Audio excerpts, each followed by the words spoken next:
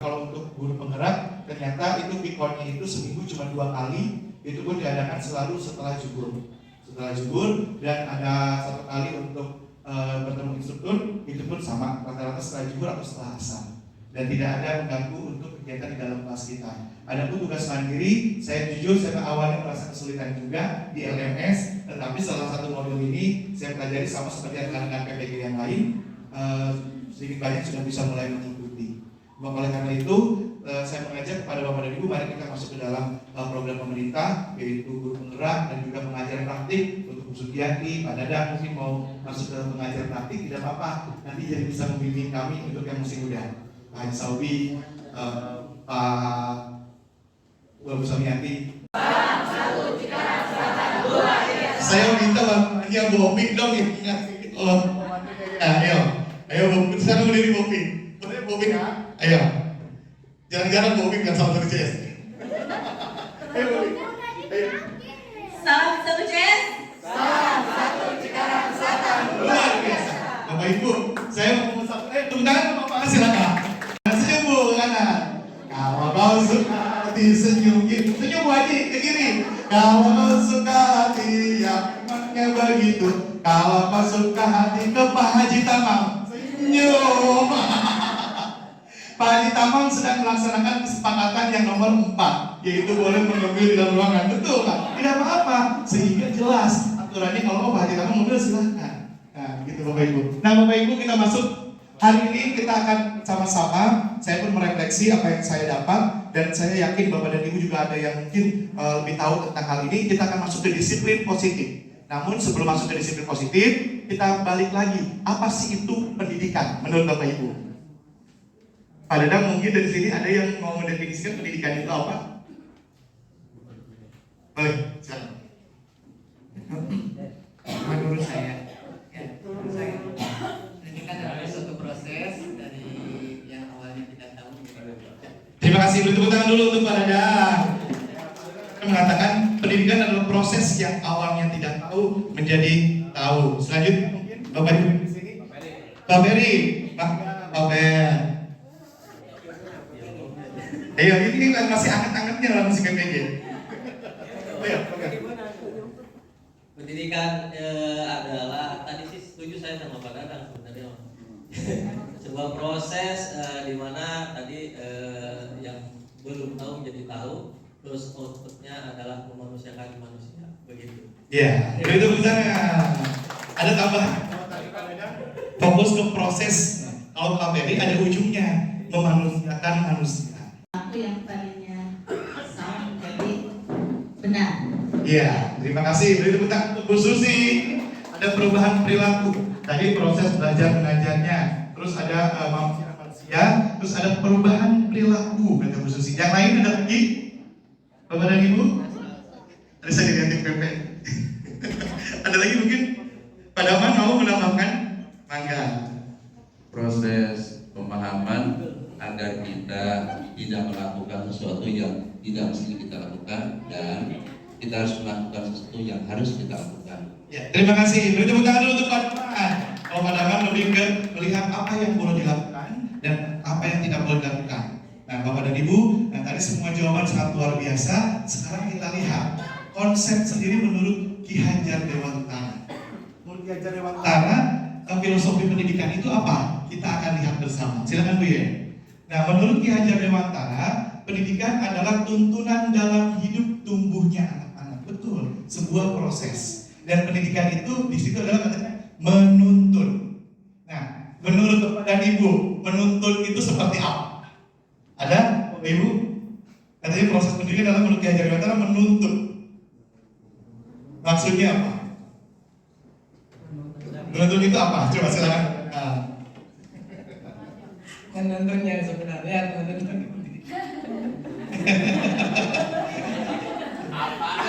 Bapak silakan. Menurut Pak Dadang sih, katanya definisi pendidikan adalah menuntun. Iya, kalau menuntun yang sebenarnya menurut saya kan orang Sunda tuh. Kalau menuntun ya dituntun. Dipegang anak ya Pak ya. Kata Pak Dadang, katanya menuntun itu memegang. Lalu kita adanya di mana biasanya Pak? Ya kalau misalkan memegang ya otomatis di sampingnya. Di sampingnya. Kan, kalau misalkan dari pendidikan ya ini kalau berhubungan dengan siswa yang namanya menuntun itu artinya mendampingi. Ya, beri tepuk tangan kepada betul, luar biasa mendampingi. Ternyata kata menurut Ki Hajar Dewantara, pendidikan itu mendampingi. Jadi kita berada di sampingnya. Coba Bapak Ibu, kalau megang anak kecil, kita yang narik ke kiri ke kanan atau kita ngikutin dia dulu? Saya Pak. Biasanya kita ngikutin dia dulu, apa itu biasa ngikutin dia atau kita yang nyuruh kanan kiri? Ngikutin dia, kalau ada bolong baru diarahkan. Nah, betul kadang-kadang ya. Jadi kalau kita mendidik itu, kita sebagai pendidik kita itu adalah pendampingnya. Jadi bukan kita yang menentukan arah dulu, mereka maunya kemana. Sehingga apa di sini dikatakan kata Ki Hajar Dewantara, yang tujuannya adalah menuntun segala kekuatan kodrat yang ada pada anak. Kodratnya itu ada dua, ada yang sesuai dengan kodrat zaman dan kodrat alam yang kita pelajari. Dan kita lihat di sini mereka sebagai manusia dan anggota masyarakat dapat mencapai keselamatan dan kebahagiaan setinggi-tingginya. Jadi Bapak dan Ibu, kita itu dan Bapak Ibu guru itu menuntun. Saya pribadi pun selama ini salah konsep bahwa saya selalu mengarahkan ke A, ke B. Ternyata bukan mengarahkan, tapi menuntun dulu sehingga ketahuan dia tuh pengennya kemana. Nah, tadi pendampingan tadi kalau mau melenceng lalu kita luruskan. Jadi kita tidak langsung kamu jadi dokter, kamu harus jadi tentara. Tidak, dia punya potensi apa. Nah itulah yang kita tuntun, yang kita dampingi. Sehingga anak ini bukan kita arahkan, kita pada mendampingi di sampingnya. Kalau ke kanan, ternyata ada lubang baru. Kita kasih tahu ada lubang. Selanjutnya, untuk selanjutnya ya Pak. Boleh menambahkan? Silakan Pak. Kalau tadi Pak Dadang menuntun dalam bahasa Sunda ya, kalau saya dalam bahasa Jawa. Menuntun kalau orang mau ke pasar nuntun domba, kita di mana posisinya? Di depan ya, di depan. Nuntun sapi, pasti kita di depan. Nah ini sama dengan konsep Ki Hajar Dewantara dalam kepemimpinan Ingarso Sungklodo. Jadi di depan kita harus memberi contoh. Itu bisa juga Pak Dadang. Jadi sama intinya. Menuntun bisa di depan, bisa di tengah, bisa juga di belakang. Pada konsep kepemimpinan Pak Ki Hajar Dewantara kan Ingarso Sungklodo, Ikmatjo Mangun Karso, Tuturi Handayani. Jadi posisinya bisa di depan, di tengah maupun di belakang sesuai dengan kondisi. Jadi tidak ada yang salah, semuanya betul. Hanya saya menambahkan, menguatkan tadi karena saya di depan sudah. Supaya nuntun ke jalan yang benar. Sekali lagi nuntun wajib di depan. Siap, terima kasih. Siap, terima kasih. Bagus tadi masih kita lihat ada 3 konsep yang luar biasa. Ya tadi Pak Dadang menyampaikan menuntun adalah di samping. Kan kita bisa lihat artinya kalau kita lihat dengan anak. Pas sampingan kita wajib kalau pas sampingan bisa di depan, bisa di samping, bisa di belakang. Kalau di belakang itu memberikan semangat. Nah, ada lagi kata Pak Haji Masif di depan. Di depan itu supaya kita menjadi teladan. Nah, ketiga konsep ini saat dilaksanakan kira-kira berjalan dengan baik apa Bapak Ibu? Nah itu, makanya pendapat luar biasa dari Pak Haji Dadang, Pak Samin dan Pak Haji Masif. Kita beri tepuk tangan ketiganya. Ada lagi, udah semangat nih. Silakan. Saya dan Pak Asep. Konsep pertama, konsep diseret tadi. Ya. Sering kita melihat seorang anak itu dituntun kalau anak itu ada kemauan. Tapi ketika tidak ada kemauan, maka tuntunan kita itu akan tetap jalan, anaknya dia karena patut diseret. Nah, maka disitulah bagaimana seorang guru, seorang pemimpin, seorang pendidik dan pengajar, dia harus mengetahui dirinya harus bagaimana, kemudian yang tanda kutip tangannya dipegang itu harus seperti diapakan. Kedua, saya melihat dari konsep menuntun dalam artian berdampingan, gitu. Seorang guru itu mendambakan seorang murid yang bisa tangannya dipegang di samping. Kalau di depan didorong, nggak maju-maju. Kalau di belakang diseret, itu maju kan? Itu kita menghadapi murid begitu repot tuh Pak Jumat itu. Nah, kita setiap guru pasti mendambakan seorang murid yang ada di samping, sehingga guru itu bisa berjalan bermesraan dengan Udah luar biasa. Gitu kan? Gitu ya, Pia. Sehingga seorang guru itu tanda kutip bisa berjalan bermesraan dengan seorang gurunya. Ketika seorang guru berjalan dengan bermesraan seorang murid, yang ada itu bukan ketakutan, tapi yang ada adalah kekaguman, rasa sayang, perhatian yang luar biasa. Beri tepuk tangan untuk Pak Ita. Kalau ngirimnya ke Pak Asep, kalau pendapatnya ke Pak Albi. Ya, luar biasa. Satu konsep. Kata Pak Ita untuk pendapatnya bahwa kita, katanya menyeret berarti artinya bagaimana cara menyeret yang baik ya Pak ya. Seperti itu kita sehingga anak nyaman dan mau berjalan dengan kita. Luar biasa. Nah Bapak dan Ibu, satu kata saja luar biasa pasukannya.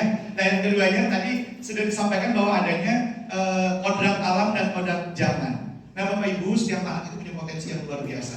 Tetapi kita menyiapkan menuntun mereka ya untuk menghadapi kodrat alam dan kodrat zaman. Kodrat alam itu apa dan kodrat zaman apa? Kodrat zaman itu sesuai dengan perkembangan zamannya. Kalau kodrat alam sesuai dengan lingkungannya. Seperti itu, makanya sangat luar biasa ketika guru-guru IPA itu belajar tentang lingkungan sekitar dulu. Nah setelah itu baru ke lingkungan yang lebih luas. Kadang-kadang IPS berkata Pak Haji Tamam, benua nggak tahu, provinsi nggak tahu, bahkan ibu kota Kabupaten Bekasi, kecamatan apa tidak tahu. Nah ini yang perlu kita luruskan bersama. Berarti ini tidak sama. Oh saya tidurnya pengalaman. Kenapa tidurnya pengalaman? Ya saya nonton ini. Menurut kamu kalau kesiangan itu apa sih ruginya? Begini. Terus kedepannya kamu mau seperti apa? Jadi dia mengingat. Jadi kita bertanya tapi dia menjawab. Itu manajer. Sehingga nanti muncul perbaikan dari dirinya sendiri. Makanya di sini muncul kontrol diri sendiri. Nah diharapkan di sini mudah-mudahan ya kita bisa menjadi teman, pemantau dan manajer. Walaupun memang kadang-kadang kita menjadi hukum dan yang lainnya, tapi diharapkan seperti itu. Nah, selanjut sedikit lagi, Win. Nah, segitiga restitusi Bapak Ibu. Jadi ada 3 tahap, ini disebut dengan segitiga restitusi untuk membalikkan anak. Kalau kita selama ini saya pun melaksanakan, kalau ada anak nakal atau menuntut sesuatu, apa yang pertama kali biasanya WMP lakukan? Ada anak misalnya mengumpul temannya, berkelahi. Mungkin ditanya dulu alasannya. Ditanya alasan, terus setelah ditanya alasan, apa lagi?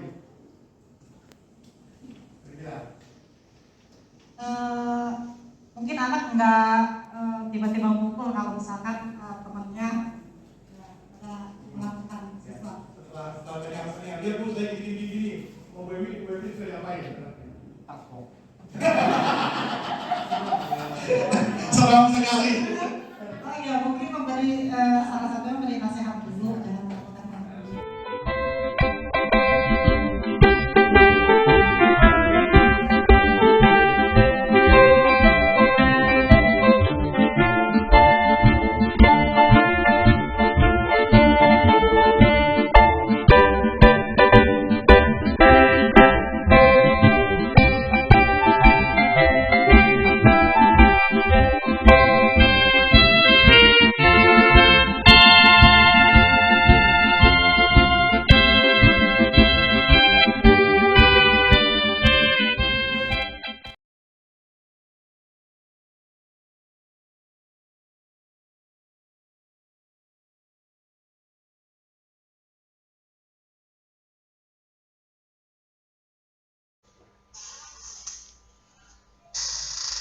Bismillahirrahmanirrahim. Assalamualaikum warahmatullahi wabarakatuh.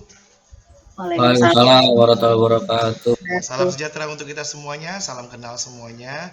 Alhamdulillah, puji syukur kehadirat Allah Subhanahu wa taala. Pada hari ini kita dapat bersama-sama bertemu dalam rangka silaturahmi dan juga sharing bersama dengan saya Raden Saiful Bahri, CGP Angkatan 7 Kabupaten Bekasi.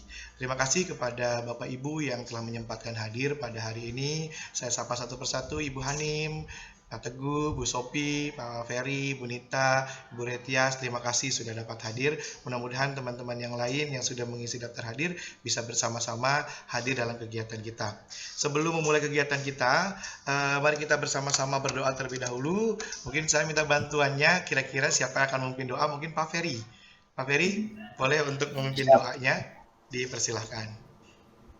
Ya, marilah Bapak Ibu semua sebelum kita mengawali kegiatan hari ini, langkah baiknya kita berdoa dimulai. Bismillahirrahmanirrahim. Alhamdulillah. Amin. Selesai. Terima kasih. Ya, terima kasih kepada Pak Ferry yang sudah memimpin doa. Bapak Ibu sekalian semuanya, saya mohon izin untuk menampilkan slide saya. Setelah kita berdoa tadi, kita akan lihat di sini kita akan saya ingin mendiseminasikan tentang pengetahuan yang saya telah pelajari dari kegiatan guru penggerak angkatan 7, yaitu salah satunya adalah disiplin positif. Saya akan share dulu untuk PowerPoint-nya.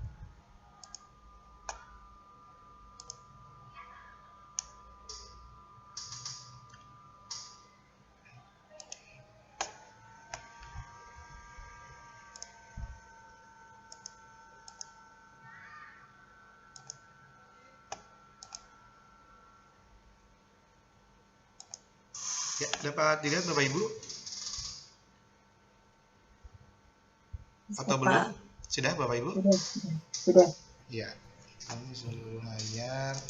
Saya mau ulangi dulu supaya tidak seluruh layar. Jendela.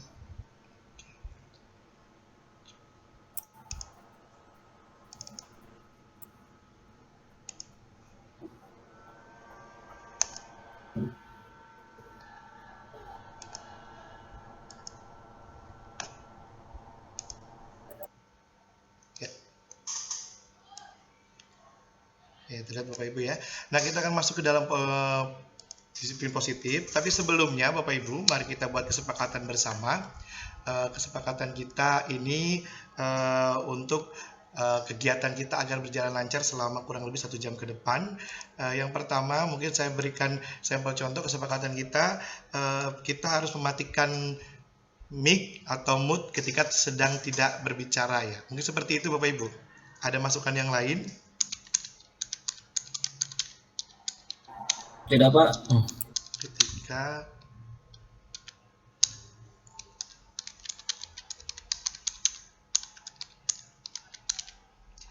silakan, mungkin Pak Ferry ada masukan, boleh minum atau tidak ketika kegiatan Boleh lah, boleh. Ya, berarti boleh minum ketika pelaksanaan.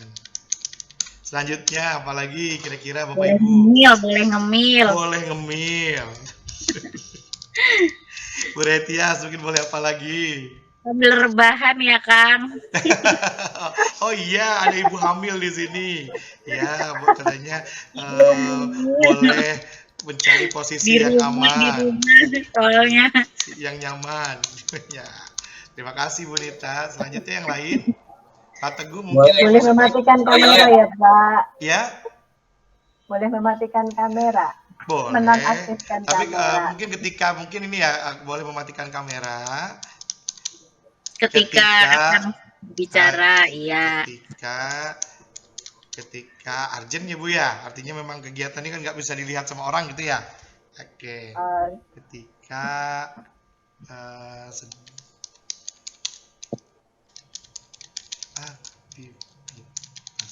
lain. Oke. Apalagi Bapak Ibu, ada lagi? Pak Teguh mungkin ada masukan kira-kira apalagi kesepakatan kelas kita? Cukup, Pak. Ya, mengangkat tangan ketika akan berbicara ya. Tangan ketika akan berbicara. Nah, ada lagi tambahan Bapak Ibu? Kalau tidak ada, kita simpan. Berarti ini kesepakatan kita semuanya. Kita akan mematikan mic ketika tidak sedang berbicara, boleh minum ketika pelaksanaan, boleh mengemil, boleh mencari posisi yang nyaman, boleh mematikan kamera ketika sedang melakukan aktivitas lain, dan mengangkat tangan ketika akan berbicara. Nah, Bapak Ibu sekalian, kita masuk sekarang ya, dari kesepakatan ini kita akan laksanakan 1 jam ke depan kegiatan kita. Nah, Bapak Ibu, mungkin sebelum kita masuk ke dalam disiplin positif, kita akan masuk dulu apa sih itu program guru penggerak. Nah, saya sebelumnya ingin bertanya kepada Bapak dan Ibu, ada atau tidak dari Bapak dan Ibu yang mengetahui apa sih itu program guru penggerak atau bayangannya seperti apa? Kalau saya dulu kan bayangannya guru penggerak, waduh, kayaknya pelatihannya bakal sulit seperti itu. Silakan Bapak Ibu.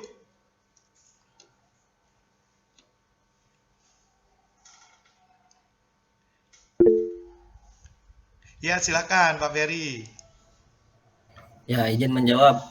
Menurut saya guru penggerak itu guru yang memang dipersiapkan ya karena mungkin dari kata apa istilahnya juga penggerak itu akan menjadi seorang yang menjadi pelopor gitu, memberikan contoh nanti untuk ditularkan kepada guru-guru yang lain melalui program tersebut lah gitu. Mungkin gitu Pak. Siap, terima kasih Pak Ferry. Jadi menjadi pelopor kata Pak Ferry. Mungkin dari yang lain, Pak Teguh, Bu Sophie, kira-kira menurut Bapak dan Ibu dari bayangan Bapak Ibu guru penggerak itu seperti apa begitu?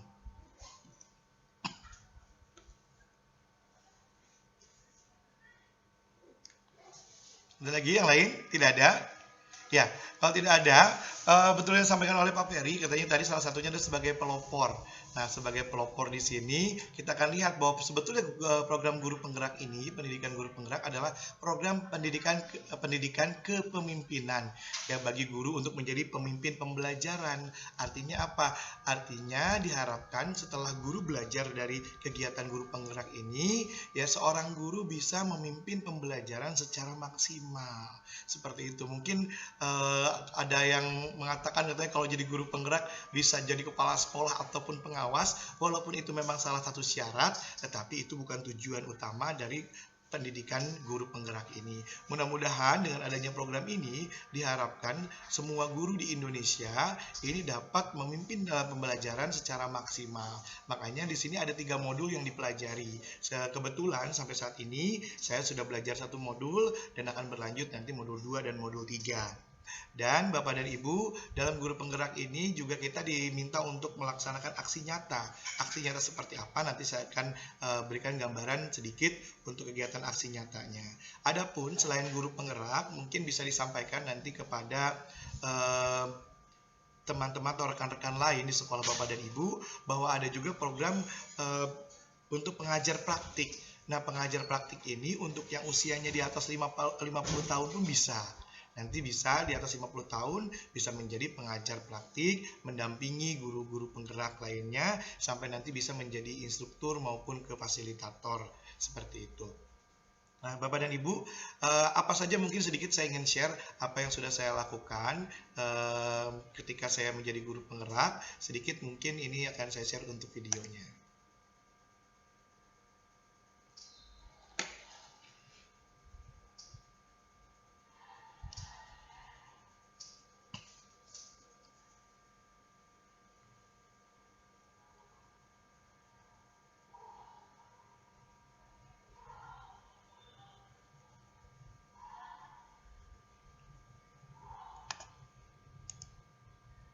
Baik Ibu ya, saya ternyata susah diputar.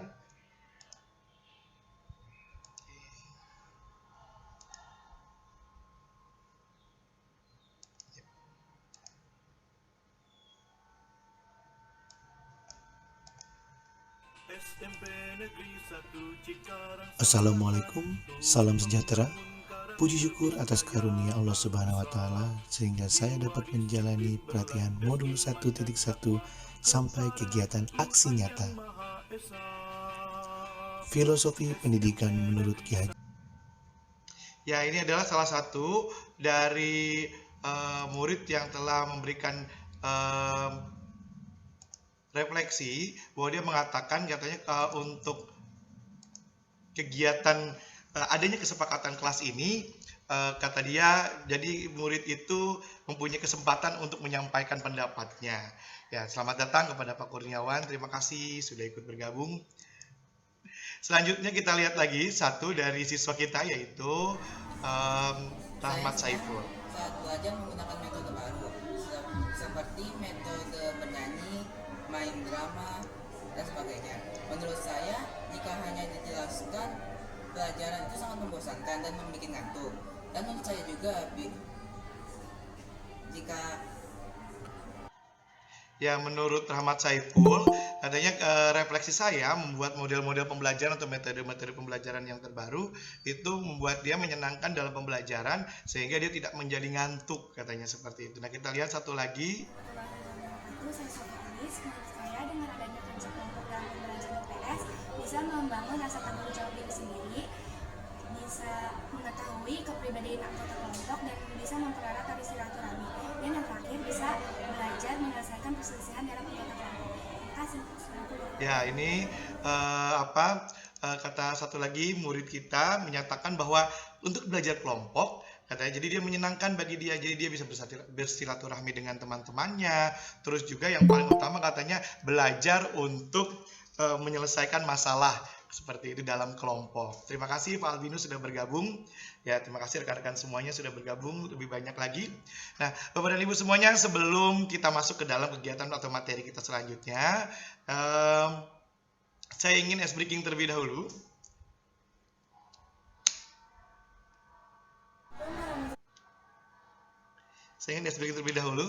Kalau saya katakan di kalau Pak Albi senang katakan senang, berarti Pak Albi yang ngomong. Paham ya Pak Albi? Dan yang lain Bapak Ibu bisa dimengerti? Pak Kurniawan harus katakan senang. Ya. Ya siap ya. Pak Teguh, terdengar tidak suara saya? Pak Ferry, terdengar tidak suara saya? Terdengar, Pak. Terima kasih Pak Ferry. Ya. Kalau Pak Teguh senang bilang senang. Senang. Kalau Pak Ferry senang bilang senang. Senang. Kalau semua senang, marilah kita senang. Kalau semua senang, bilang senang. Senang. Terima kasih. Kalau Bu Rehtias senang, bilang senang. Senang. Kalau Pak Kurniawan senang, bilang senang. Oke, senang. Kalau semua senang, saya pun ikut senang. Kalau semua senang, bilang senang. Terima kasih tepuk tangan untuk kita semuanya Bapak Ibu. Bu Topi terima kasih. Ya, kita akan masuk ke dalam kegiatan presentasi kita pada hari ini tentang disiplin positif. Namun sebelumnya Bapak dan Ibu, kita masuk terlebih dahulu ke pertanyaan pemantik, yaitu apa itu pendidikan. Saya ingin ada beberapa dari Bapak dan Ibu mungkin yang menyampaikan kira-kira apa sih itu pendidikan menurut Bapak dan Ibu. Dipersilakan.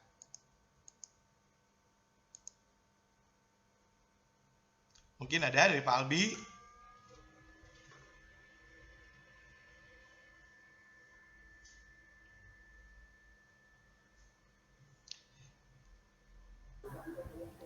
Silakan dari Pak Albi, mungkin dari Pak Teguh.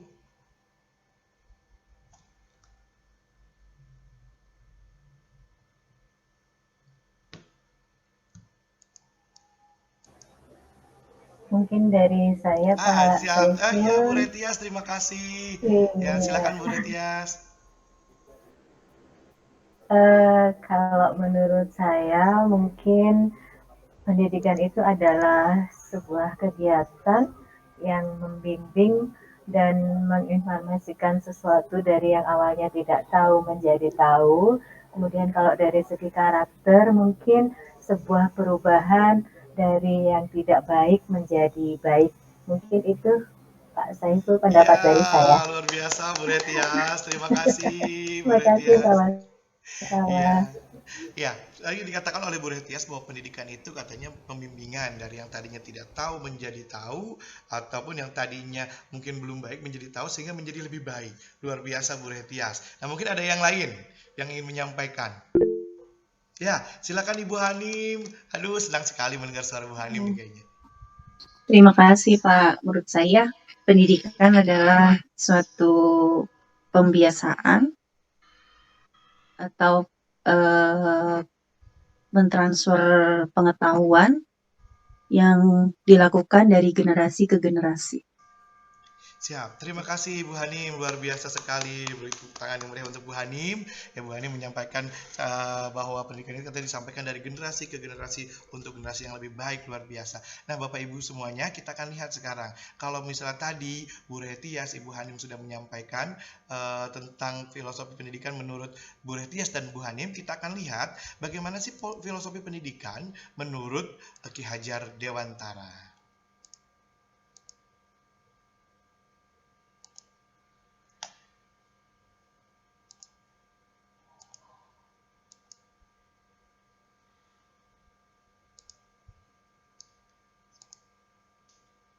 Ibu ya.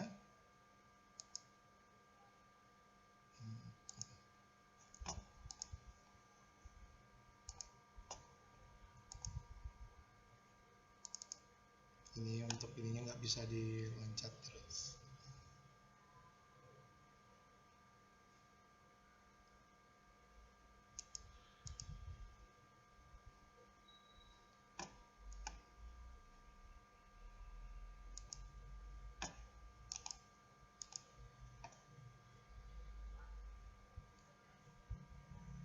Bapak Ibu, kita akan lihat menurut Ki Hajar Dewantara.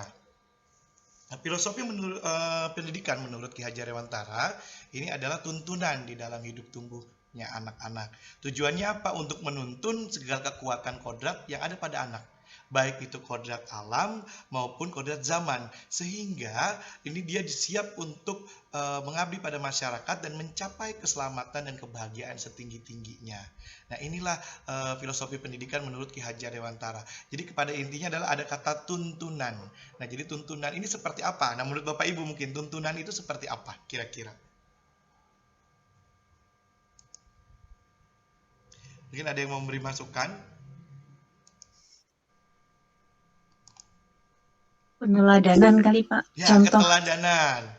Keteladanan Ibu ya. Keteladanan. Ya, tadi ada yang angkat tangan. Ya, keteladanan. Pak Ferry, menurut Pak Ferry apa? Terima kasih Bu. Menunjukkan, mendampingi, mengarahkan. Menunjukkan, mendampingi, mengarahkan. Terus memberi perbandingan. Memberi perbandingan, luar biasa.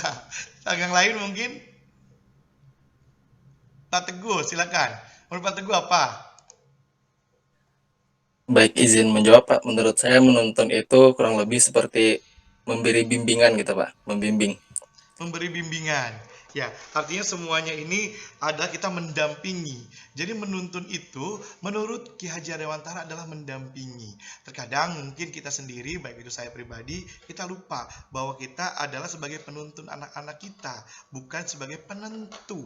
Kadang-kadang kita lupa kita sebagai penentu, jadi memaksakan kehendak kita terhadap anak. Nah, disinilah perlunya sebuah tuntunan atau bimbingan kepada anak. Jadi, anak itu perlunya sebuah tuntunan. Tuntunan itu apa? Pendampingan. Kita mendampingi ketika dia salah, kita luruskan. Ketika dia ingin mencapai sesuatu, kita dukung.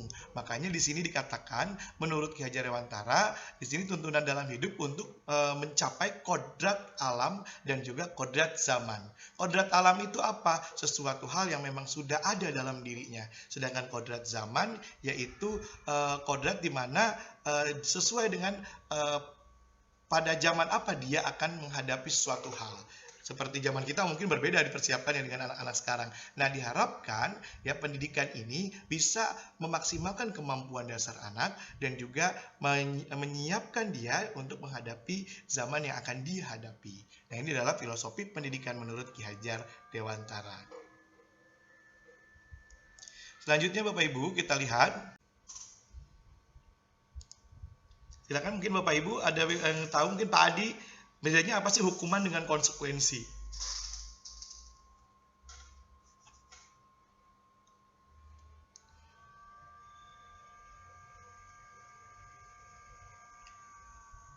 Pak Teguh?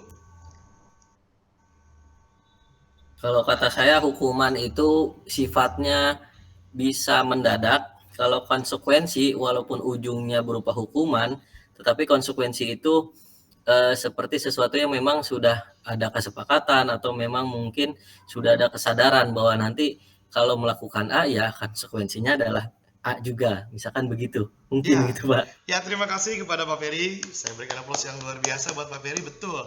Ya, tadi sudah disampaikan bahwa hukuman bedanya dengan konsekuensi apa? Kalau hukuman biasanya itu berupanya dari satu orang ke orang lain tanpa persetujuan dari yang dihukumnya. Tetapi kalau misalnya konsekuensi adalah adanya kesepakatan terlebih dahulu. Kesepakatan terlebih dahulu, setelah ada kesepakatan, kita akan lihat peraturannya seperti apa, kesepakatannya seperti apa, baru nanti ketika hal itu dilakukan muncullah itulah sebuah sanksi-sanksi. Makanya kita lebih mengatakannya itu adalah sebuah sanksi dari kesepakatan yang dibuat. Seperti itu. Terima kasih Pak Ferry.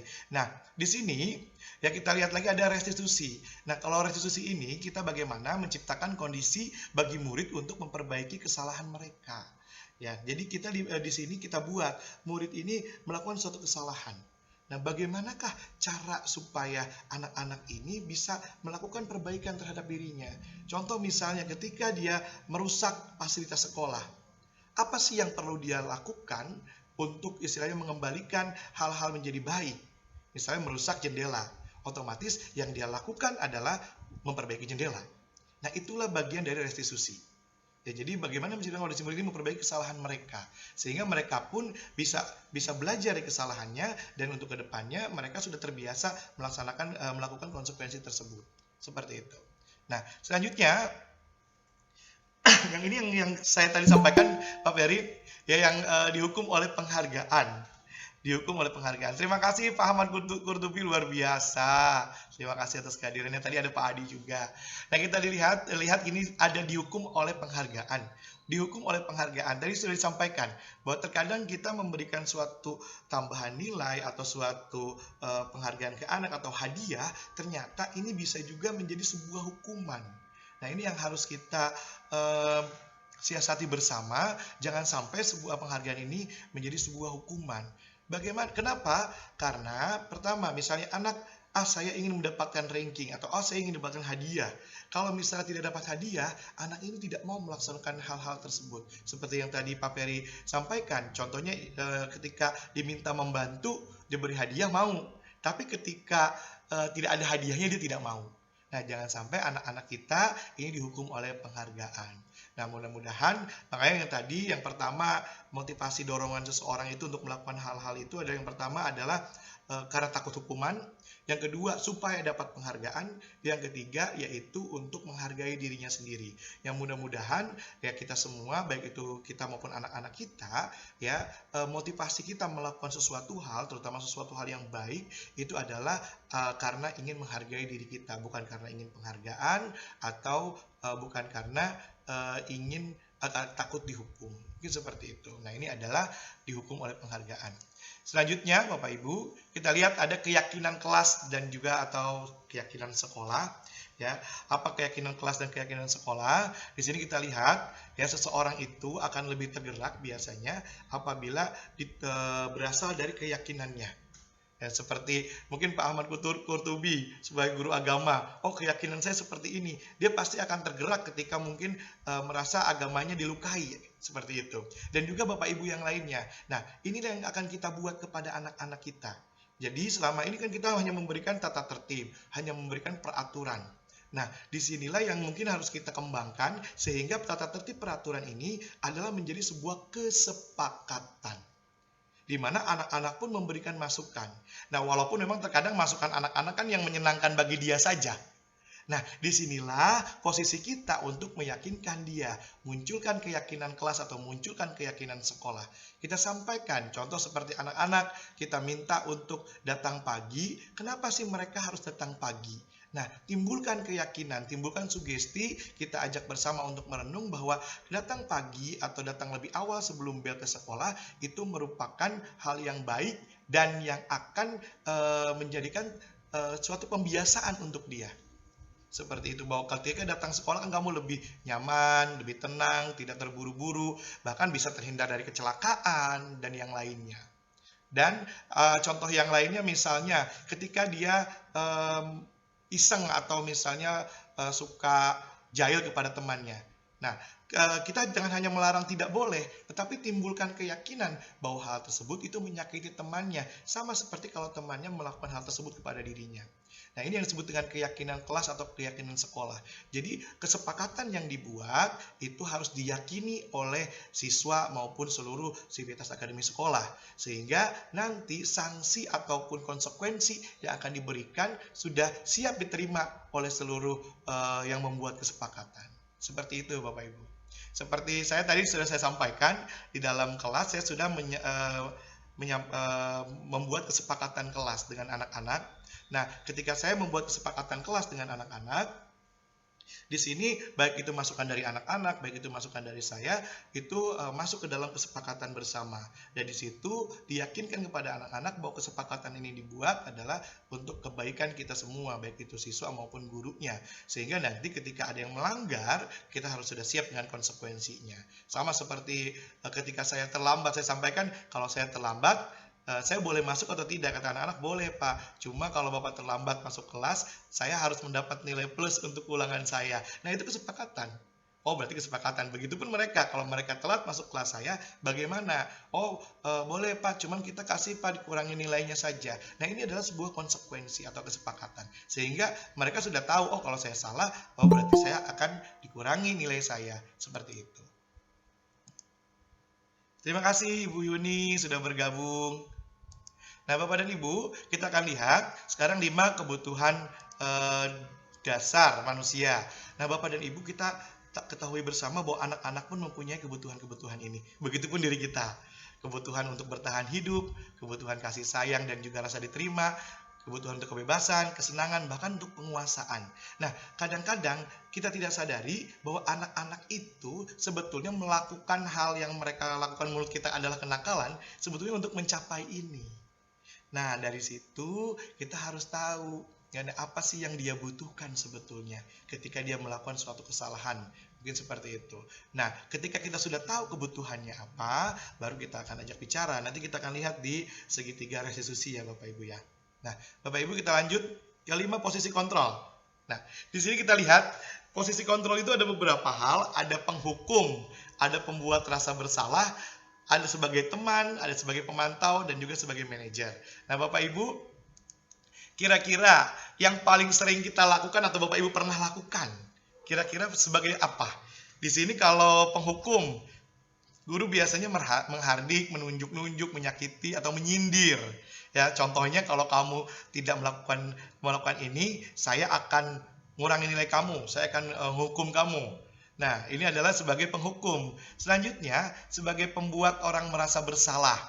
Nah, kira-kira di sini adalah contohnya kita menyeramai, kamu tuh nak, saya sebagai guru sudah datang tepat waktu, kok kamunya telat. Nah, ini adalah pembuat rasa bersalah. Selanjutnya sebagai teman. Sebagai teman biasanya ini membuatkan alasan-alasan untuk murid-muridnya. Lakukan inilah, kamu kasihanlah sama bapak, nanti bapak ditegur loh sama bapak kepala sekolah kalau kamunya belajar yang gak rajin. Nah, ini adalah sebagai teman. Terus selanjutnya ada sebagai pemantau. Ini biasanya menghitung dan mengukur. Jadi contohnya guru berkata, apa peraturannya, apa konsekuensinya dari keyakinan atau kesepakatan yang sudah kita buat. Nah, ini sebagai pemantau. Nah, setelah itu silakan kamu melaksanakan konsekuensinya atau sanksinya. Nah, ini selanjutnya adalah manajer. Manajer ini mengajukan pertanyaan-pertanyaan saja. Ya, jadi mengajukan pertanyaan, ya apa yang kita yakini bersama apa kamu meyakini hal tersebut? Kalau kamu meyakini, di sini kamu mau tidak memperbaikinya? Kalau kamu memperbaikinya, jadi kira-kira apa sih yang akan kamu lakukan? Nah, jadi lebih banyaknya menggali kalau sebagai manajer. Nah, jadi menguatkan watak yang positifnya. Nah, mungkin Bapak Ibu di sini yang sering atau pernah Bapak Ibu lakukan sebagai apa? Bu Yuni mungkin?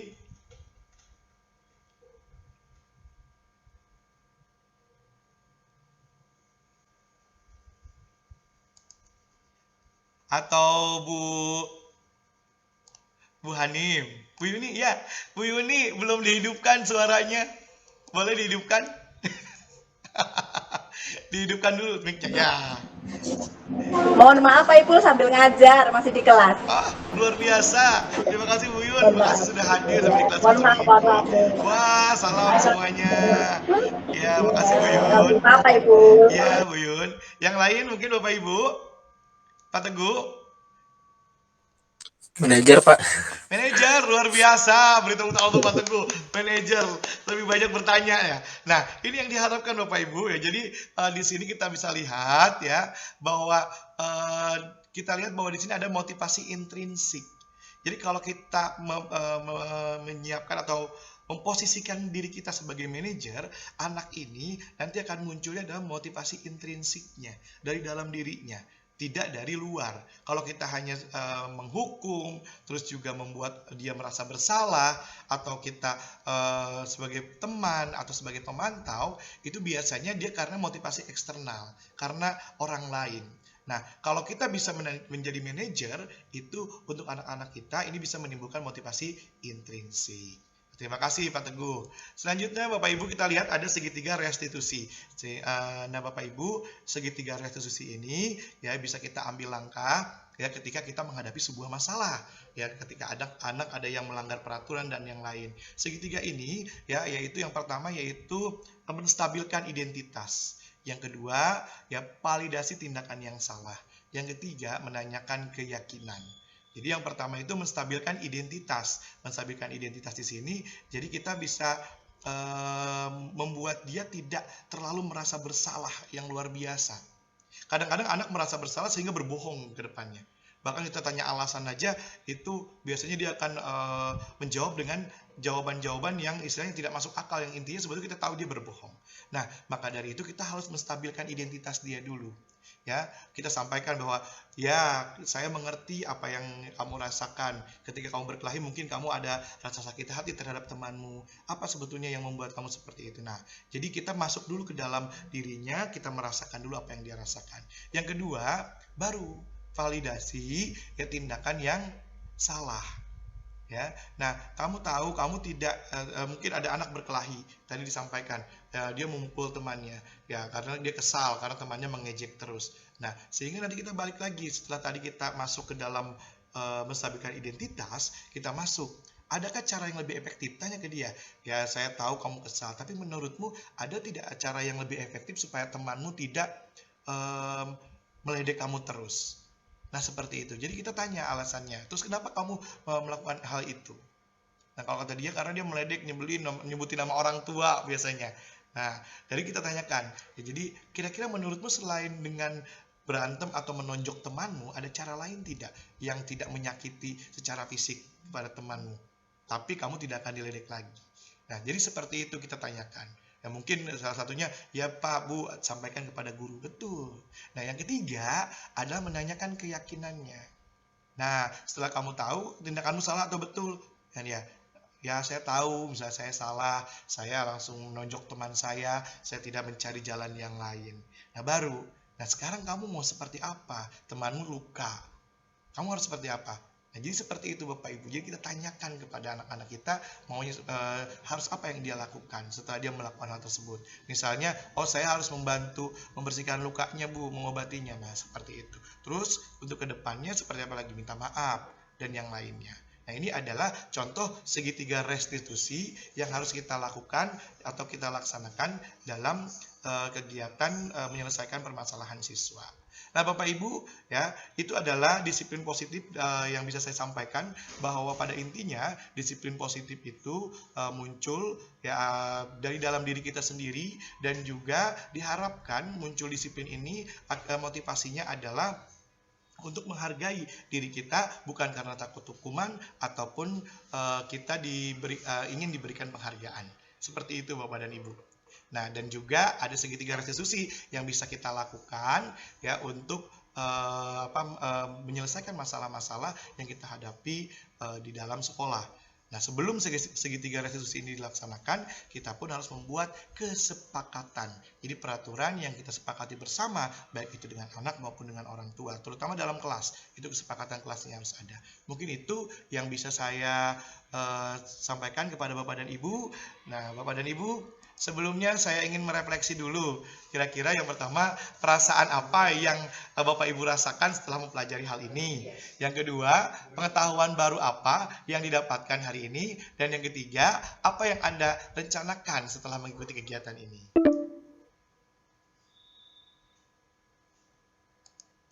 Silakan Bapak Ibu. Pak Ardi mungkin kira-kira perasaannya apa? Sedih, gundah, atau atau bingung.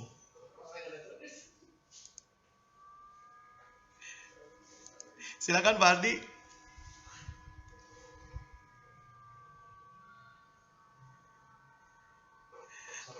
Atau Pak Teguh.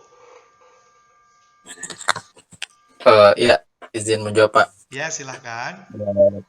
Ya, perasaannya hari ini senang karena dapat ilmu yang baru.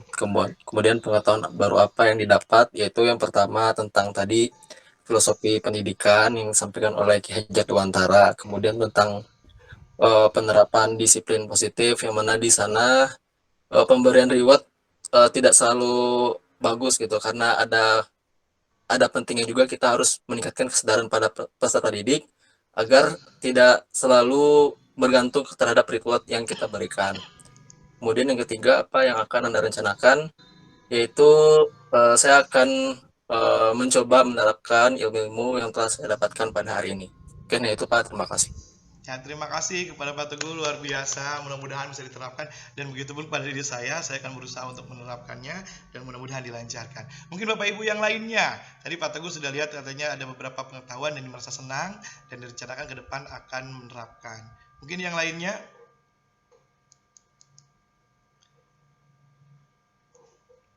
Pak Ferry?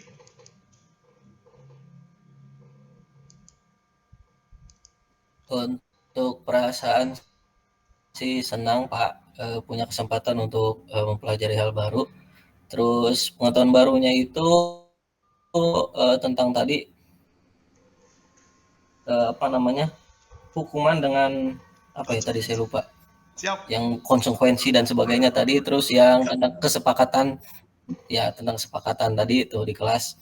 Terus rencananya mungkin beberapa hal nanti saya coba adaptasi, saya coba terapkan gitu karena saya guru yang mungkin karakternya berbeda-beda gitu Pak ya. Jadi saya juga coba untuk mencoba itu dulu gitu. Mungkin itu aja Pak, terima kasih. Ya, terima kasih Pak Ferry, luar biasa. Ya, tadi Pak Ferry katanya lebih belajar melihat bahwa ada konsekuensi dan hukuman perbedaannya.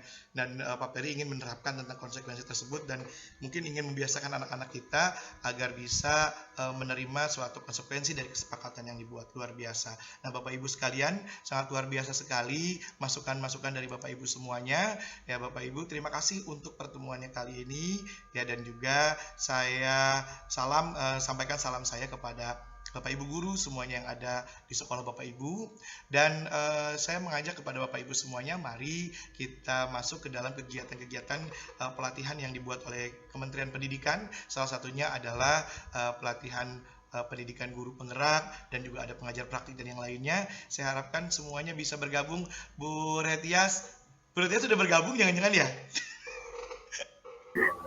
Enggak Pak, belum. Bu Re bisa menjadi pengajar praktik. Kalau menurut saya Bu Re ini udah tepat menjadi pengajar praktik, luar biasa mendampingi calon-calon guru penggerak. Ada Bu Popon di sini, luar biasa. Kayaknya ikut Bu. Kebetulan belum Pak Saiful. Pak Saiful dulu aja deh. Siap. Nanti kita sharing ya Bu. Saya juga butuh masukan-masukan dari Bu Retias yang luar biasa dan juga Bapak Ibu semuanya. Nah, mudah-mudahan apa yang saya sampaikan pada Bapak Ibu bermanfaat. Salam untuk teman-teman dan rekan-rekan semuanya. Saya minta untuk memimpin doa. Mungkin siapa yang siap memimpin doa? Pak Teguh? Boleh memimpin doa? Baik. Silakan. Ya baik, dalam mengakhiri kegiatan kita pada hari ini, mari kita tutup dengan doa menurut kepercayaan masing-masing. Berdoa dimulai.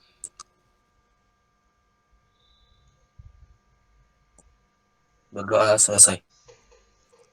Ya, terima kasih semuanya. Ya, semoga kita sehat selalu. Setelah ini Bapak Ibu bisa menerapkan insya Allah untuk kegiatan-kegiatan yang sudah saya sampaikan, diseminasi saya, ajakan saya. Mudah-mudahan saya pun bisa menjalankan dengan istiqomah. Bapak Ibu, terima kasih sekali lagi. Setelah ini Bapak Ibu dipersilahkan untuk bisa keluar dari Vkonnya. Mudah-mudahan kita bisa bertemu bersama di luar Vkon nanti. Assalamualaikum warahmatullahi wabarakatuh. Waalaikumsalam warahmatullahi wabarakatuh. Terima kasih Pak. Ilmunya Pak Saiful. Assalamualaikum, salam sejahtera. Puji syukur atas karunia Allah Subhanahu wa taala sehingga saya dapat menjalani pelatihan modul 1.1 sampai kegiatan aksi nyata. Filosofi pendidikan menurut Ki Hajar Dewantara yaitu menuntun peserta didik untuk mencapai kebahagiaannya dengan selamat sesuai dengan kodratnya. Berdasarkan filosofi tersebut, saya, Raden Saiful Bahri, berusaha untuk merefleksi diri dan melakukan suatu langkah perubahan. Adapun beberapa aksi nyata yang telah saya lakukan adalah sebagai berikut. Pertama, membuat kesepakatan kelas bersama dengan peserta didik. Kesepakatan ini dibuat secara bersama-sama sehingga peserta didik tidak merasa bahwa ini adalah tindakan searah dari pengajar. Dalam kegiatan ini, guru dan peserta didik merumuskan bagaimana tindakan yang harus dilakukan oleh peserta didik maupun guru selama pembelajaran. Terus, ada masukan?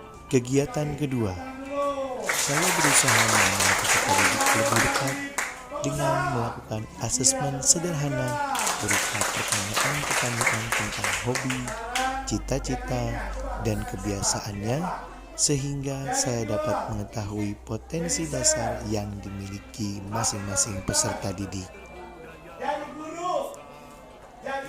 Ketiga, saya merefleksi model dan metode pembelajaran yang telah saya lakukan, meminta pendapat peserta didik model atau metode apa yang membuat mereka nyaman, dan saya perbaiki untuk kegiatan pembelajaran selanjutnya. Demikian aksi nyata yang sudah saya lakukan, mudah-mudahan dapat terus berubah ke arah yang lebih baik sesuai dengan filosofi pendidikan menurut Ki Hajar Dewantara. Guru bergerak, Indonesia maju. Terima kasih. Assalamualaikum, salam sejahtera. Saya Raden Saiful Bahri akan menyampaikan usaha aksi nyata yang saya lakukan setelah mempelajari modul 1.2, tepatnya mengenai peran dan nilai guru penggerak. Aksi nyata yang saya lakukan diawali dengan refleksi kegiatan upacara bendera. Pada saat menyanyikan lagu wajib nasional, saya merasa prihatin dengan beberapa peserta didik yang tidak hafal dengan lagu yang dinyanyikan tersebut. Dari kemampuan merefleksi hal tersebut, saya berusaha menggerakkan komunitas guru di sekolah saya untuk menyikapi hal tersebut. Saya mengajukan program Laguku.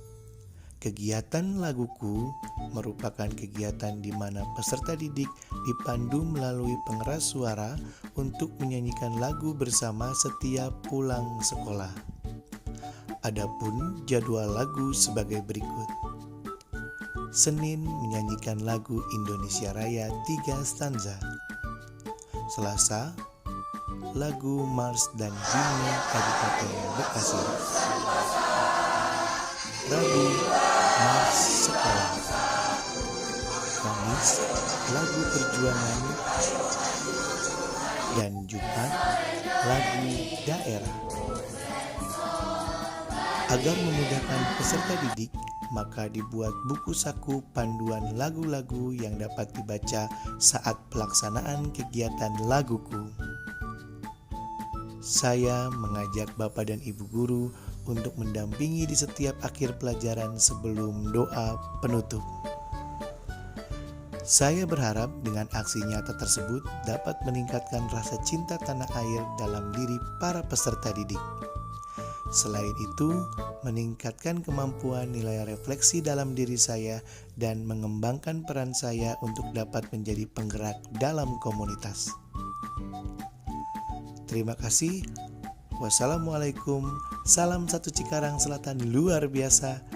Guru bergerak, Indonesia maju. Salam satu Jas.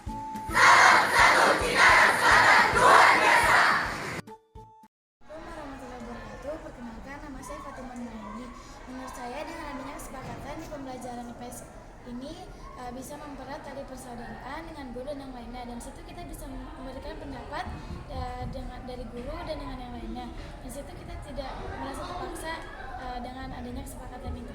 Terima kasih. Saya senang saat belajar menggunakan metode